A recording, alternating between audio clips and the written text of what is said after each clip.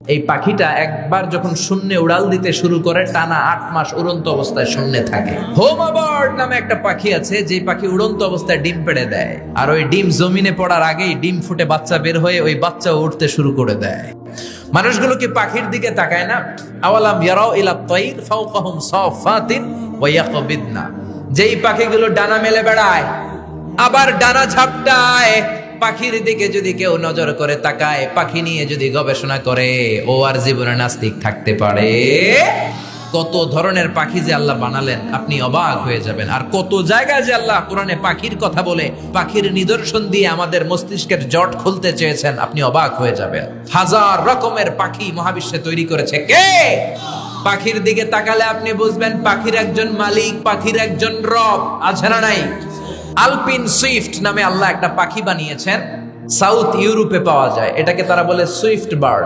এই পাখিটা একবার যখন শূন্যে উড়াল দিতে শুরু করে টানা ৮ মাস উড়ন্ত অবস্থায় শূন্যে থাকে, আবার জমিনে নেমে আসলে কাজ সেরে আবার উড়াল দিলে আবার ৮ মাস।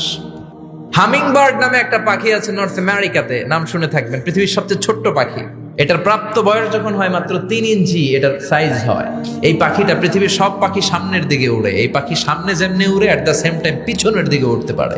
এই পাখিটা তার প্রতি সেকেন্ডে ডানা ঝাপটায় ৮০ বার। কয়বার?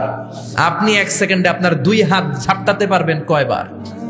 আমি ৫টা ঝাপটাই মারতেই তো আমার ১ সেকেন্ড শেষ, কিন্তু এই পাখিটা ১ সেকেন্ডে ডানা ঝাপটাতে পারে ৮০ বার। সুবহানাল্লাহ কইতে মন চায় না? হোমা বার্ড নামে একটা পাখি আছে, যে পাখি উড়ন্ত অবস্থায় ডিম পেড়ে দেয়, আর ওই ডিম জমিনে পড়ার আগেই ডিম ফুটে বাচ্চা বের হয়ে ওই বাচ্চা উঠতে শুরু করে দেয়। এজন্য আল্লাহ বললেন আওয়ালাম ইয়ারাউ ইলা তাইর, নাস্তিকগুলোকে পাখির দিকে তাকায় না। পাখি কেমন করে ডানা ঝাপটায়, কেমন করে ফ্লাই করে, কেমন করে টেক অফ করে, কেমন করে ল্যান্ডিং করে। পাখির ভেতরেও আমি আল্লাহর নিদর্শন আছে না নাই? পাখি নিয়ে গবেষণা করলে কেউ নাস্তিক থাকতে পারে না, কারণ পাখি একে আরবিতে বলে আত-তাইর, আর বিমানকে আরবিতে কি বলে? তাইর, তায়রান, সেম থিং। পাখি আরবি যা, বিমান আরবিও তা। Birds and aeroplane maintain the same flying mechanism while flying. পাখি এবং বিমান যখন আকাশে উড়ে একই সিস্টেমে উড়ে, পদ্ধতি একটাই। এজন্য আল্লাহ পাখির দিকে নিদর্শন দিয়ে ইঙ্গিত দিয়ে বললেন, পাখি নিয়ে কি তোরা গবেষণা করিস না? আমরা এই পাখি নিয়ে গবেষণা করি নাই। এই পাখির উপর গবেষণা করে বিমান আবিষ্কার হয়েছে, এয়ারক্রাফট আবিষ্কার হয়েছে। কিন্তু আফসোসের বিষয় আমরা করতে পারি নাই, করছে খ্রিস্টান, ইহুদিরা।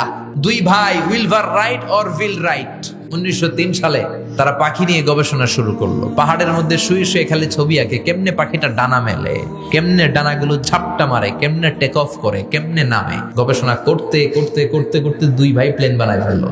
তবে এখনকার মতো এত অত্যাধুনিক প্লেন না, ছোট্টখাট্ট প্লেন, কিছুক্ষণ উড়ে আবার ধপাস করে পড়ে।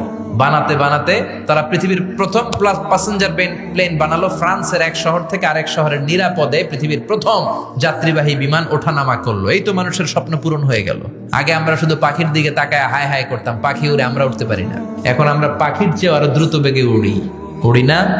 আপনারা যে হজে যান, কেমনে যান? প্লেনে যান তো বুঝলাম, কিন্তু উড়ে উড়ে যান না? আমরা পাখির চেয়ে অনেক উপরে উঠতে পারি। যাত্রীবাহী বিমানগুলো ইন্টারন্যাশনাল ফ্লাইটে প্রায় ৩০,০০০ ফিট, ৩৫,০০০ ফিট উপরে চলে যায়, ঠিক কিনা?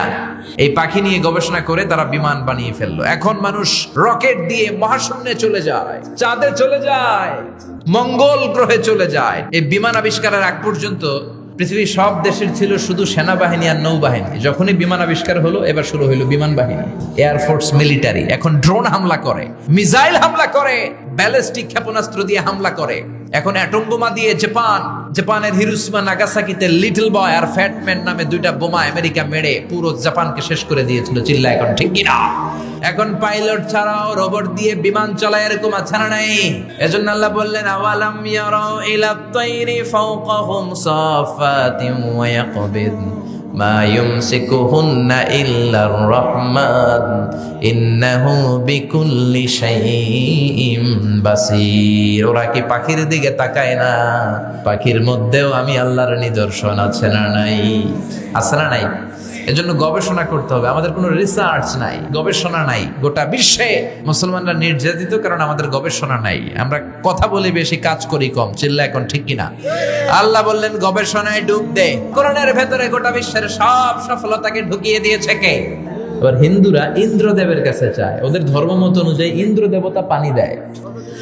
আমরা বলি ইন্দ্র পানি দিতে পারে না, বৈশাখীও পানি দিতে পারে না, পৃথিবীর কেউ এক ফোঁটাও পানি দিতে পারে না। পানি, বৃষ্টি, মেঘ দেয়ার মালিক কে? জোরে বলেন। আল্লাহ বললেন, গোলাম এই পানি থেকে তোদেরকে আমি বানালাম। ওয়াজআলনা মিনাল মাই কুল্লা শাইইন হাই আফালা ইউমিনুন। আমি আল্লাহ পানি থেকে পৃথিবীর সব কিছুকে বানিয়েছি। কার কথা? ১৫০০ বছর আগে আল্লাহ কোরআনে জানালেন পৃথিবীতে যত প্রাণী আছে আল্লাহ বানালেন পানি থেকে। পানি নাই তো প্রাণ নাই, চাঁদে পানি নাই তো প্রাণ নাই, মঙ্গলে পানি নাই তো প্রাণ নাই, পৃথিবীতে পানি আছে, প্রাণও। বিজ্ঞানীরাও তাই বলে, ওরা বলে পৃথিবীর প্রথম প্রাণ এসেছে নাকি পানি থেকে। ওরা নাম দিয়েছে অ্যামিবা। কি নাম শুনেন নাই?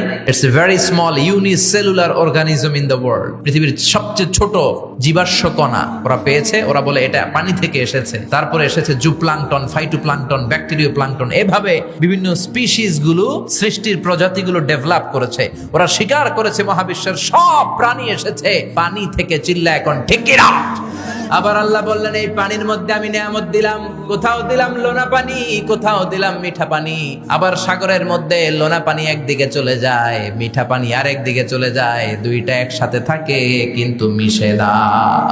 আসলে নাই মারাজাল বাহরাইনি ইয়ালতাকিয়ানি বাইনাহুমা বারযাখুন লা ইয়াবগিয়ান ফাবিআইয়ি আলাই রাব্বিকুমা তুকাল্লিবান। দুই দরিয়া আমি বইয়ে দিলাম, এক দরিয়ার পানি একটু স্পষ্ট স্ফটিক স্বচ্ছ, আর একটা একটু ঘোলাটে, আর একটা কালো। দুইটা সাগর একসাথে লেগে আছে কিন্তু একটার পানি আর একটার সাথে মিশে না। মাঝখানে অদৃশ্য দেয়াল দিয়ে রাখলো কে? আবার বাংলার জমিনে শত শত নদী আল্লাহ দিলেন, মিঠা পানির নদী। আমাদের নদীগুলা যদি লোনা পানির নদী হতো, আমাদের ফলমূল গুলা, গাছ গুলা বাঁচতো নাকি? মিঠা পানির নদী দিয়ে আমাদেরকে ধন্য করলো কে? কেমনে নাস্তিক হয় রে ভাই? এই পানির নেয়ামত, রিজিকের নেয়ামত, মহাবিশ্ব কত সুন্দর করে তিনি সুশোভিত করেছেন। এগুলো যদি কেউ নজর করে তাকায়, কেউ কি নাস্তিক থাকতে পারে?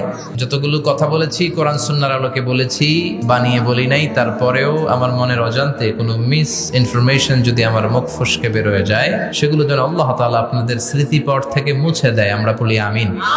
সত্য, সুন্দর, হকের পক্ষে কল্যাণকর যা বললাম তার সবটুকুন আল্লাহ তাআলা প্রথমে আমাকে এবং আপনাদের সবাইকে আমলের তৌফিক দান করুক। আমরা পড়ি আমিন।